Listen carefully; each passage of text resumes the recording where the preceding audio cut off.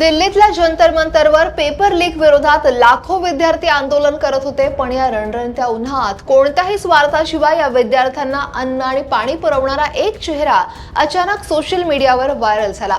नाव होतं मोहम्मद जुनैद. पण गेल्या 2-3 दिवसात असं काय घडलं की या जुनैदनं 35 दिवस हजारो विद्यार्थ्यांची सेवा केली. तोच जुनैद कॅमेरासमोर ढसाढसा रडू लागला. नेमकं एका रात्रीत काय घडलं, पोलिसांनी त्याला डोळ्यावर पट्टी बांधून कुठं नेलं आणि त्याच्या कुटुंबावर काय प्रसंग ओढवला, जाणून घेऊयात. नमस्कार, मी अक्षरा चोरमारे आणि आपण पाहताय लोकमत. मोहम्मद जुनैद हा पेशानं वकील आहे आणि ज्युडिशियल सर्व्हिस परीक्षेची तयारी सुद्धा करतोय. 20 जून पासून जेव्हापासून जंतर मंतरवर आंदोलन सुरू झालं तेव्हापासून जुनैद तिथं स्वयंसेवक म्हणून काम करतोय. हिंदू असो, मुस्लिम असो, शीख असो, ख्रिश्चन असो, देशभरातून आलेल्या प्रत्येक विद्यार्थ्याला वेळेवर जेवण आणि पिण्याचं पाणी मिळावं यासाठी जुनैद आणि त्याच्या सहकाऱ्यांनी अहोरात्र मेहनत घेतली. लोक त्याला आंदोलकांचा अन्नदाता म्हणू लागलेले, पण या निष्पाप सेवेची त्याला अशी किंमत मोजावी लागेल याची कल्पनाही त्यानं केली नव्हती.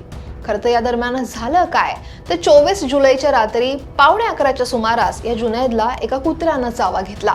उपचारासाठी तो RML रुग्णालयात गेला आणि रात्री 12:10 रुग्णालयातून बाहेर पडला. त्यानंतर तो ऑटोनं परतत असताना काही गाड्यांनी त्याचा रस्ता अडवला. जुनैदनं दिलेल्या माहितीनुसार पोलिसांनी स्वतःची ओळख पटवून त्याला दिली, त्याला ताब्यात घेतलं, त्याला आय कार्डही दाखवलं, पण त्यांनी चेहरा झाकलेला. मात्र तिथून पुढं आमच्या डोळ्यांवर पट्टी बांधण्यात आली. त्या लोकांनी आमचे डोळे बंद केले, कारमध्ये बसवलं. खूप वेळ ती कार चालत होती आणि त्यानंतर एका बिल्डिंगच्या दुसऱ्या मजल्यावर आम्हाला नेण्यात आलं. संपूर्ण रात्र तिथंच ठेवलं. आधी सांगितलं की 10 मिनिटात साहेब येतील, जर समाधानकारक उत्तरं दिली तर आम्ही तुम्हाला सोडून देऊ. पण रात्रभर तिथं कोणीच आलं नाही. 25 जुलैच्या सकाळी 11:30 वाजता एक अधिकारी आले. त्यांनी काही प्रश्न विचारले. तुम्ही अन्न पाणी वाटप करताय, ते पैसे कुठून आले? आमच्या उत्तरानं ते समाधानी झाले नाहीत आणि त्यानंतर त्यांनी आम्हाला पुन्हा कारमध्ये बसवलं. 5-6 तास ही कार सलग चालत होती. आमच्या डोळ्यांवर पट्टी होती. संध्याकाळी 6 वाजता आम्हाला उतरवलं आणि ते तिथून निघून गेले. डोळ्यावरची पट्टी काढली तेव्हा आमच्या समोर डोंगरच डोंगर दिसत होते. आसपास कुठेही बोर्ड नव्हता. तिथल्या एका स्थानिकाला विचारलं तेव्हा आम्ही उत्तराखंडच्या मसुरी, देहरादूनला असल्याचं कळलं, असं जुनैद म्हणाला. तिथून कॅब करून जुनैद हा 25 जुलैला दिल्लीत पोहोचला. दिल्लीत परतल्यानंतर जुनैदनं आणखी एक खळबळजनक असा आरोप केला. UPच्या गाझियाबादमध्ये असलेल्या त्याच्या घरी पोलिसांनी छापे मारलेले. त्याच्या वृद्ध वडिलांना आणि नातेवाईकांना चौकशीसाठी ताब्यात सुद्धा घेण्यात आलेलं. त्याचं कुटुंबाचं बँक पासबुक, आधार कार्ड जप्त केलेलं, असा आरोप सुद्धा जुनैदने केला. या सगळ्यानंतर माध्यमांशी बोलताना जुनैदला आपले अश्रू अनावर झालेले. तो रडत रडत म्हणालेला की मी कोणताही गुन्हेगार नाहीये, माझ्यावर एकही गुन्हा दाखल नाही. जर उपाशी विद्यार्थ्यांना अन्न आणि पाणी देणं हा गुन्हा असेल तर असा गुन्हा मी 1000 वेळा करेन. इतकंच नाही तर 35 दिवस ज्या आंदोलनासाठी त्यानं अहोरात्र काम केलं, तिथल्या प्रमुख नेत्यांनी संकटाच्या वेळी साधी विचारपूसही केली नाही. या भावनेनं तो खचला, असं तो म्हणाला.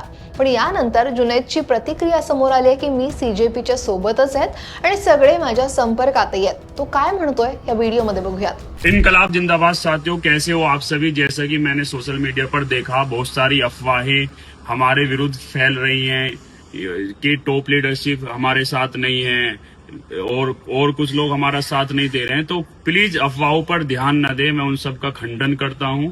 और कुछ लोग हमारे विरुद्ध षड्यंत्र रचना चाहते हैं, मेरे और मेरे साथियों के विरुद्ध षड्यंत्र रचना चाहते हैं। तो सबसे पहले तो बहुत सारे लोगों के मैसेज आ रहे थे मेरे लिए, मेरे परिवार के लिए। तो मैं बिल्कुल स्वस्थ हूँ, अच्छा हूँ और मेरे परिवार के लोग भी सब अच्छे हैं। तो सबकी प्रार्थनाएं मेरे साथ हैं। तो प्लीज प्लीज प्लीज अफवाहों पर ध्यान ना दें। सभी टॉप लीडरशिप मेरे साथ हैं, हम सब साथ हैं। मोमेंट को खराब करने का और उसको बदनाम करने का षड्यंत्र किया जा रहा है कुछ लोगों के द्वारा। या प्रकरणात पोलिसांनी आणि संबंधित संस्थांनी काय भूमिका घेतली हे पाहणंही महत्त्वाचं आहे. एकतर गाझियाबाद आणि मेरठ पोलिसांनी जुनैदच्या कुटुंबाला बेकायदेशीरपणे ताब्यात घेतल्याचे आरोप फेटाळून लावलेत. त्याच्यानंतर CJPचे प्रवक्त्यांनी स्पष्टीकरण दिले की जुनैद सुरक्षित आहे आणि आम्ही त्याच्या सतत संपर्कात आहोत आणि त्याला सगळ्या प्रकारची कायदेशीर मदत सुद्धा दिली जाते. आणि याशिवाय काँग्रेस खासदार इम्रान प्रतापगडी यांनी जुनैदची भेट घेऊन त्याला धीर दिलाय आणि हा मुद्दा संसदेत उपस्थित करण्याचं आश्वासन सुद्धा त्यांनी जुनैदला दिलंय. जुनैदने पोलिसांना स्पष्ट सांगितले की आंदोलनात कुठूनही अवैध फंडिंग येत नव्हती. सगळे तरुण एकत्र येऊन देशातील विद्यार्थ्यांच्या भविष्यासाठी उभे होते. आंदोलनाच्या सुरुवातीला विद्यार्थ्यांना अन्न पाणी वाटप मी स्वतः केलं, पण ही जबाबदारी एकट्याची नव्हती. शीख भाई, हिंदू भाई सोबत आलेत. गुरुद्वारातून लंगर आलं, मंदिरातूनही जेवण आलं. शेतकरी संघटना जोडल्या गेल्या, काही राजकीय पक्षांनीही जेवण पाठवलेलं. जंतर मंतरवर CJP कडून डोनेशन बॉक्सही होता. लोक आपल्या स्वेच्छेनं तिथे दान करत होते. कधी कधी त्या पैशातूनही आंदोलनात सहभागी लोकांना जेवण मागवलं जायचं, असं जुनैदनं एका मुलाखतीत सांगितलं.